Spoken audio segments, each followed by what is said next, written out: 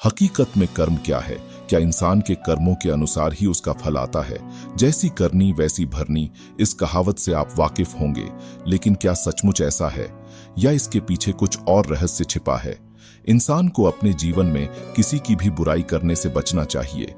जब हम दूसरों की बुराई करते हैं तो हमारे जीवन में पाप कर्म का फल जुड़ जाता है, जिसका पता हमें भी नहीं चल पाता है।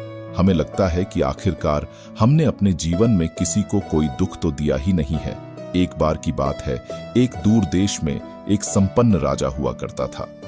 उस राजा ने एक दिन 11 ब्राह्मणों को ब्रह्म भोज पर बुलाया। सभी ब्राह्मण महल के आंगन में भोज के लिए इकट्ठा हो गए। इस आंगन में रसोइये ने भी अपने रसोई लगाई हुई थी। रसोइया भोजन बना ही रहा था कि ऊपर से एक चील अपने पंजे में एक सांप को दबाकर ले जा रही थी। सांप बेचारा आत्मरक्षा की सोच रहा था। चील अपने शिकार को खाने का सोच रही थी।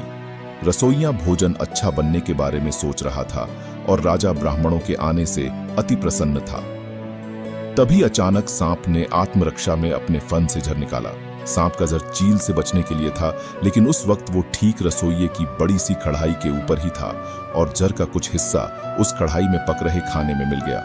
इस जर का किसी को कुछ नहीं पता था, इसीलिए राजा ने भोज में ये खाना परोसवा दिया। ब्राह्मणों ने जैसे ही खाना खाया, उन सभी की मौत हो गई। राजा ब्रह्म हत्या के कारण बहुत दुखी हुआ। वह रसोइया भी समझ नहीं पाया कि आखिर क्या हुआ। ये सारी परिस्थिति देखकर यमराज बड़े कंफ्यूज हो गए। उनके लिए फैसला करना मुश्किल हो गया कि इस पाप कर्म का फल किसे मिलना चाहिए। वो राजा जिसको पता ही नहीं था कि खाना जहरीला है, वो रसोइया जिसने खाना पकाया था लेकिन खाने में जहर नहीं मिलाया, वह सांप जिसने आत्मरक्षा में जहर उगला था, या वो चील जो राजा के आंगन से गुजर रही थी। महीनों बीत गए, लेकिन यमराज इस पाप कर्म का फैसला नहीं कर पाए। तभी अचानक एक दिन उस राज्य से कुछ ब्राह्मण गुजरे। ब्राह्मणों ने रास्ते में एक महिला से राजा के महल जाने का रास्ता पूछा, तो महिला ने रास्ता बताते बताते ये भी कह दिया कि राजा ने तो पिछले वाले ब्राह्मणों को जहर देकर मार दिया था। आप लोग सोच समझकर वहां जाइए। बस जिस पल उस महिला ने ये शब्द मुंह से निकाले, उसी समय यमराज ने फैसला कर लिया कि उन मृत ब्राह्मणों की मृत्यु के पाप का फल इस महिला के खाते में जाएगा और इसे उस पाप का फल भुगतना होगा। यमराज के साथ मौजूद दूतों को समझ ही नहीं आया कि जो महिला उस घटना के समय वहां मौजूद भी नहीं थी, उसको कर्मफल क्यों मिलेगा। तब यमराज ने कहा कि देखो, जब कोई व्यक्ति पाप करता है तब उसे बड़ा आनंद मिलता है, पर उन मृत ब्राह्मणों की हत्या से न तो राजा को आनंद मिला, ना ही उस रसोइये को, ना ही उस सांप को आनंद मिला और ना ही उस चील को आनंद मिला, पर उस पाप कर्म की घटना को बुराई करने के भाव से बखान कर उस महिला को जरूर आनंद मिला। इसलिए उस अनजाने पाप कर्म का फल अब इस महिला के खाते में जाएगा। अब आप सोचिए कि जब जब हम रस लेकर किसी की बुराई करते हैं तो कैसे अपने ऊपर पापों के कर्म चढ़ाते जाते हैं। जितना मजा लेकर हम बुराई करते हैं, उनते ही पापी बनते जाते हैं। बुराई करना हर इंसान की फितरत का हिस्सा होता है और कभी ना कभी वह कहीं ना कहीं किसी तरह से बुराइयों में संलग्न रहता है। वह यह भी जानता है कि बुराई करना अच्छी बात नहीं है और बुराई पाप की श्रेणी में आती है, लेकिन इसके बावजूद इंसान अक्सर बुराइयों में संलग्न रहता है। इसलिए मान्यता है कि इंसान जब बुराई करता है तो उस बुराई को उसके पाप के खाते में डाल दिया जाता है और उसके कर्मों के हिसाब से उसका फल दिया जाता है। अनजाने में किए गए बड़े से बड़े पाप से तो आपको मुक्ति मिल जाती है, लेकिन जानबूझकर किए गए क्षण मात्र के पाप की सजा भगवान जरूर देते हैं। कर्मवादी कहते हैं कि भाग्य कुछ नहीं होता, जबकि भाग्यवादी कहते हैं कि किस्मत में लिखा ही सब कुछ होता है, भले ही कर्म कुछ भी करते रहो। सच यह है कि भाग्य और कर्म दोनों के बीच एक रिश्ता जरूर है, यानी भाग्य के बगैर कर्म अधूरा है और कर्म के बगैर भाग्य अधूरा है। अब यह बात अलग है कि कर्म से भाग्य बनता है या हम भाग्य से कर्म करते हैं। श्री राम को वनवास हो चुका है। श्री राम, सीता और लक्ष्मण तीनों वन के लिए रवाना हो चुके हैं। राजा दशरथ इस पूरी घटना को भाग्य का लिखा मान रहे हैं, लेकिन श्री राम के जाने के बाद जब वे कौशल्या के कक्ष में अकेले होते हैं तो उन्हें अपनी गलतियां नजर आने लगती हैं। युवावस्था में जाने अनजाने श्रवण कुमार की हत्या की थी, बूढ़े माँ बाप से उनका इकलौता सहारा छिन लिया था। यह सब उसी का परिणाम था। जैसी करनी वैसी भरनी का नियम मनुष्य के कर्म और भाग्य का समीकरण बनाता है। मनुष्य अपने ही कर्मों के कारण सुख दुख, लाभ हानि, जन्म मरण प्राप्त करता है।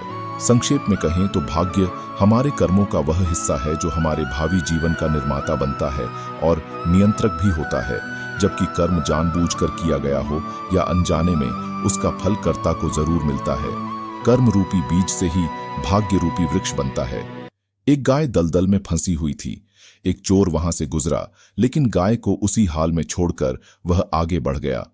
कुछ दूर चलने पर उसे सोने की मोहरों से भरी थैली मिली। थोड़ी देर बाद एक वृद्ध साधु उसी मार्ग से गुजरा। गाय को दलदल में फंसा देखकर साधु ने उसकी मदद की। साधु ने गाय को बचा लिया, लेकिन साधु आगे बढ़ा तो एक गड्ढे में गिर गया।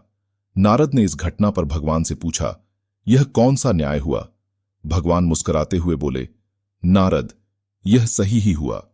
जो चोर गाय को बचाए बगैर आगे बढ़ गया, उसे इस पाप के कारण केवल कुछ मोहरें ही मिलीं, जबकि उस वृद्ध साधु को गड्ढे में इसलिए गिरना पड़ा क्योंकि उसके भाग्य में मृत्यु लिखी थी। लेकिन गाय को बचाने के कारण उसके पुण्य बढ़ गए और उसकी मृत्यु एक छोटी सी चोट में बदल गई। भगवान को हम सभी इसलिए याद करते हैं ताकि हम भगवान को पा सकें। एक बार हमने भगवान को पा लिया तो कुछ भी पाना शेष नहीं रह जाता है। हम सभी जिंदगी भर कड़ी मेहनत करते हैं और अच्छा मकान, अच्छी नौकरी, अच्छा परिवार बना लेते हैं। बड़ी सुख शांति से जीवन व्यतीत करने के बाद एक समय ऐसा आता है कि हमें यह परिवार और संसार छोड़कर जाना होता है। यहां तक कि यह हमारा शरीर भी यहीं पर छोड़कर जाना होता है। यह भी साथ नहीं जाता है।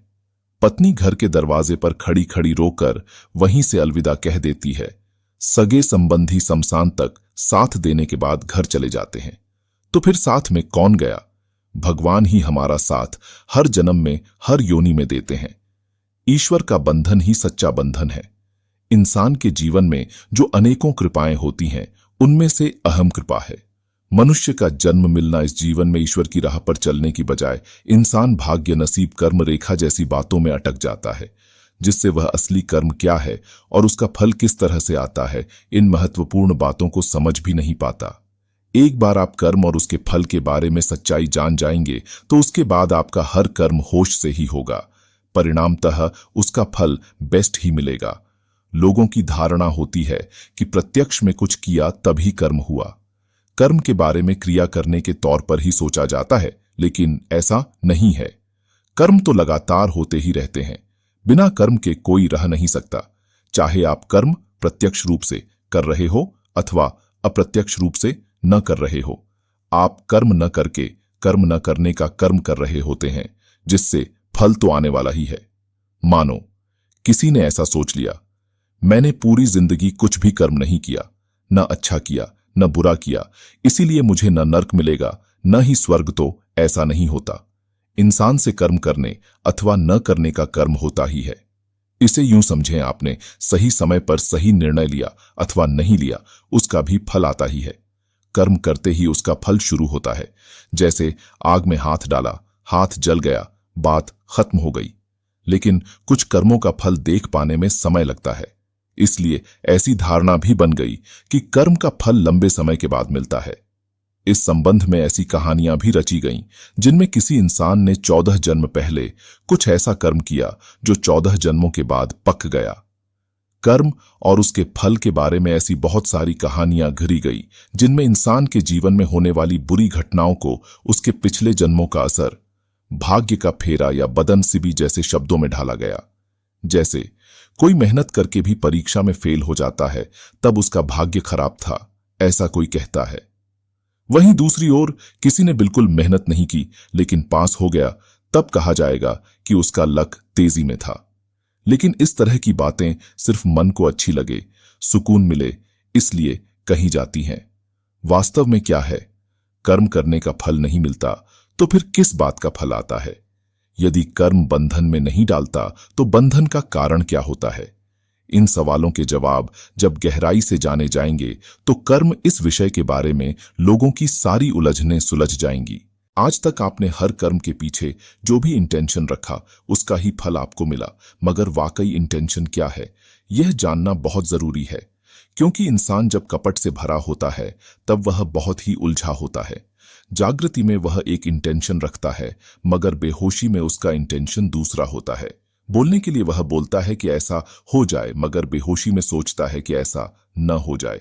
इस तरह इंसान के पास किसी भी काम के पीछे कम से कम दो इंटेंशन होते हैं। जैसे एक इंसान कहता है प्रमोशन हो जाए, मगर अनजाने में उसका विचार होता है कि प्रमोशन हो जाने के बाद जो जिम्मेदारियां आएंगी क्या मैं उन्हें संभाल पाऊंगा? शायद मैं नहीं संभाल पाऊंगा, ऐसा लगता है। हालांकि वह इंसान प्रमोशन के लिए लगातार कोशिश भी करता रहता है, मगर उसके बदले किसी और को प्रमोशन मिलता है तब वह कहता है कि मेरा प्रमोशन होना चाहिए था, क्यों नहीं हो रहा? क्योंकि अनजाने में कहीं पर उसका इंटेंशन है कि ऐसा न हो। इस तरह दो इंटेंशन भिन्न भिन्न उद्देश्य रखने वालों का जीवन खंडित है, बंटा हुआ है। उसका मन बुद्धि शरीर अलग अलग कह रहे हैं और वह सुन कुछ और रहा है। उसके इंटेंशंस टुकड़ों में हैं, उनमें जोड़ नहीं है, जिससे उस इंसान में ईमानदारी का अभाव होता है। उसका खुद के उद्देश्यों से तालमेल नहीं होता। हालांकि बाहरी कर्मों से इंटेंशन समझ में नहीं आता। बाहर से लोगों की क्रिया कुछ अलग दिखाई देती है, मगर उनका भाव वैसा नहीं होता। ऐसे समय पर कौन सी इच्छा पूरी होती है? जिस इंटेंशन में तीव्रता ज्यादा होती है वही इच्छा पूरी होती है। इसीलिए इंटेंशन साफ, स्मूथ, एक ही होने की आवश्यकता है। वाकई हम यही चाहते हैं या अंदर कुछ और चल रहा है, यह जानना बहुत जरूरी है। आप घर में अपना कीमती समय देकर घर वालों की चेतना बढ़ाना चाहते हैं। आपका उद्देश्य, इंटेंशन अच्छा है और वह आपके विचारों में भी है। इस उद्देश्य पूर्ति के लिए आप घर वालों से बातचीत शुरू करते हैं। तब कुछ ऐसा होता है कि आप गुस्सा होते हैं, आपकी ही चेतना गिर जाती है। आप होश गंवाकर कुछ ऐसा बोलते हैं कि आपके नेक इरादों पर पानी फिर जाता है। भाव और विचारों में इंटेंशन एक ही होने के बावजूद वाणी और क्रिया में वह भिन्न होने के कारण उसका परिणाम दुख ही लाता है। इस तरह बेहोशी में बार बार एक ही कर्म करने के कारण उसकी वृत्ति तैयार होती है। जैसे गुस्से में किसी को उल्टा सीधा बोलना, काम को, जिम्मेदारी को टालना, दूसरों में दोष देखना आदि बातें करते करते उस तरह का बर्ताव करने की आदत पड़ती है और यह आदत ही बंधन का कारण बनती है। सब कर्मों का फल यही मिलता है, कभी जल्दी तो कभी देर में। अगर आप किसी और के साथ गलत करने जा रहे हो तो अपनी बारी का इंतजार भी जरूर करना। एक जगह गरीब ब्राह्मण अपनी पत्नी के साथ रहता था। एक दिन ब्राह्मण गांव जा रहा था, तब एक चिड़िया एक मछली पकड़कर एक खेत में खाने की तैयारी कर रही थी। ब्राह्मण ने चिड़िया की चोंच से मछली छीन ली। मुंह का आहार छिन जाने पर निराश होकर चिड़िया ने आकाश की तरफ देखते हुए कहा, दूसरे को तकलीफ देना अच्छी बात नहीं है। उस दिन के बाद चिड़िया जब मछली के बारे में सोचती तो ब्राह्मण को शाप देते हुए कहती, जिस तरह तूने मुझे निराश किया तू भी उसी तरह निराश होगा।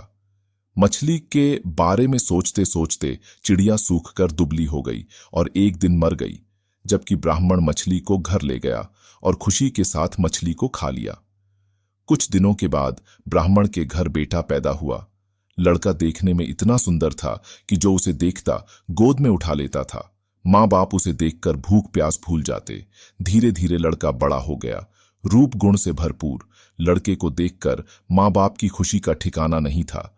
लड़का इतना प्यारा था कि माँ बाप उस पर जान छिड़कते। लड़का जब युवक बन गया तभी विधाता की विडंबना के चलते निष्ठुर काल ने ब्राह्मण ब्राह्मणी की खुशी छीन ली। जिस दिन लड़का मरा उसके बाद माँ बाप के आंसू रुकने का नाम नहीं ले रहे थे। दोनों ने खाना पना छोड़ दिया और दिन रात दोनों छाती पीटते हुए अधम हो गए। पत्थर, दिल यम ने हमें जीते जी जला दिया। अगर सुबह शाम उसे कूटा जाए तो उसे कैसा लगेगा? यह कहकर ब्राह्मण रोज खल में मूसल पटक हुए कहने लगा कि यम का कलेजा कूट रहा है। ब्राह्मण को इस तरह रोते झीकरी बेटे के लिए रो रहे हो। उस बेटे को देख पाओगे, तुम्हें मेरी बात माननी होगी। कल तुम भीतर से दरवाजा बंद कर अपने पूजा घर में सोना और 3 दिन तक किसी को भी वहां जाकर जगाने नहीं देना। अगले दिन ब्राह्मण ने सपने के बारे में विस्तार से ब्राह्मणी को बताया और उसी के अनुसार पूजा घर के भीतर जाकर सो गया। जब ब्राह्मण को गहरी नींद आई तब एक यमदूत ब्राह्मण का शरीर वहीं छोड़कर उसकी आत्मा को यमपुरी लेकर चला गया। यमपुरी में ब्राह्मण ने न जाने कितने सारे नजारे देखे। कहीं पापी को यमदूत कूट कूट कर चटनी बना रहे थे, तो कहीं भयंकर पापी की जीभ में कांटा चुभा उन्हें घसीट कर नरक कुंड में डाल रहे थे। झुंड बनाकर यमदूत घूम रहे थे, शोरगुल मचा रहे थे। इस तरह जगह जगह अजीब अजीब मंजर देखकर ब्राह्मण के होशो हवास उड़ गए और हवा में पीपल के पत्ते की तरह डर के मारे वह कांपने लगा। यमदूत उसे यमराज के पास ले गया। डर के मारे थर थर कांप रहे ब्राह्मण को देखकर यमराज ने उससे कहा, पुजारी डरो मत, तुम जरा उन नौजवानों की तरफ देखो, क्या उनमें तुम्हारा बेटा भी है? ब्राह्मण ने उधर देखा तो अपने बेटे को मौजूद पाया। बेटे को देखकर ब्राह्मण ने खुश होकर यमराज से कहा, जी महाराज, वह है मेरा बेटा। ब्राह्मण का जवाब सुनकर यमराज ने कहा, उसे यहां बुलाओ, अगर ना आए तो वहां जाकर बुला लाओ। ब्राह्मण ने बेटे को पुकारा मगर वह नहीं आया। तब उसके पास जाकर बोला, मेरे बच्चे, मैं आया हूं, तू मेरे साथ चल। ब्राह्मण ने 3-4 बार इस तरह कहा मगर बेटे ने उसकी तरफ देखा ही नहीं। तब उसे हाथ से पकड़कर ब्राह्मण ने कहा, मेरे बच्चे, इधर देखो तो, मैं हूं तेरा बाप। यह सुनकर बेटे ने बाप की तरफ देखकर झुला कर कहा, तू मुझे बेटा क्यों कह रहा है? मैं तेरा बेटा नहीं हूं। कभी तूने चिड़िया को तकलीफ पहुंचाकर उसके मुंह का आहार छीन लिया था, उसी का बदला लेने के लिए मैं तेरा बेटा बनकर पैदा हुआ था। अब याद आया ना, तूने जिस तरह मेरे मन को तकलीफ पहुंचाई थी, उसी तरह मैं तेरे मन को तकलीफ पहुंचा जाकर चला आया। बेटे का जवाब सुनकर ब्राह्मण उदास हो गया और यमराज के पास आकर बोला, वह मेरा बेटा नहीं है। ब्राह्मण की बात सुनकर यमराज ने उससे कहा, तुम लोग बेवजह मुझे कोस रहे थे, अब पता चल गया ना किसका कसूर था। इतना कहकर यमराज ने दूत को इशारा किया और दूत ब्राह्मण की आत्मा लेकर फौरन उसके पूजा घर में पहुंच गया।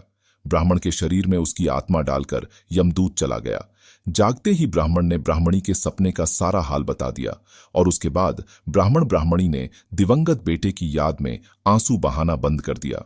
श्री कृष्ण कहते हैं कि मैं सभी प्राणी जीवों को सामान्य रूप से देखता हूं, न कोई मुझे कम प्रिय है न अधिक, लेकिन जो मेरी प्रेम पूर्वक भक्ति करते हैं वो मेरे अंदर रहते हैं और मैं उनके जीवन में आता हूं। सबसे साथ इस तरह का व्यवहार करो कि अगर कोई आपके बारे में बुरा भी कहे तो कोई उस पर विश्वास ना कर सके। समय जैसा भी हो, अच्छा या बुरा, एक दिन बदलता जरूर है। अपने अच्छे वक्त में कुछ ऐसा गलत कार्य मत करो कि आपके बुरे वक्त में अपने लोग आपका साथ छोड़ दे। श्री कृष्ण हमें कभी दंड नहीं देते, हमारे कर्म ही हमें दंड देते हैं, इसीलिए कर्म भी सोच समझकर ही कीजिए। श्री कृष्ण कहते हैं कि इस जीवन में नासमझ ज्ञानियों से कुछ भी नहीं सीख पाते और ज्ञानी नासमझ से भी सब कुछ सीख लेते हैं। जहां स्वार्थ होता है वहां प्रेम ही कहां होता है। हद से ज्यादा सीधे साधे स्वभाव वाला व्यक्ति होना भी ठीक नहीं, क्योंकि वन में सबसे पहले सीधे पेड़ों को ही काटा जाता है। अच्छी तकदीर के लोग थोड़ा भी निकृष्ट होने पर भगवान को कोसते हैं और बुरी तकदीर के लोग थोड़ा भी अच्छा होने पर भी भगवान का स्मरण और धन्यवाद अवश्य करते हैं। श्री कृष्ण कहते हैं कि यदि आपको जिंदगी में लोकप्रिय होना है तो सबसे ज्यादा आप शब्द का, उसके बाद हम शब्द का और सबसे कम मैं शब्द का इस्तेमाल करना चाहिए। प्रेम एक ऐसा एहसास है जो मनुष्य को कभी पराजित नहीं होने देता और नफरत एक ऐसा एहसास है जो मनुष्य को कभी जीतने नहीं देता। बुरे कर्म करने नहीं पड़ते, वो अपने आप हो जाते हैं और अच्छे कर्म होते नहीं, उन्हें करना पड़ता है। श्री कृष्ण जी कहते हैं, मत करो अहंकार किसी को कुछ भी देकर, क्या पता तू जो अभी दे रहा है या पिछले जन्म का आरण चुका रहा है।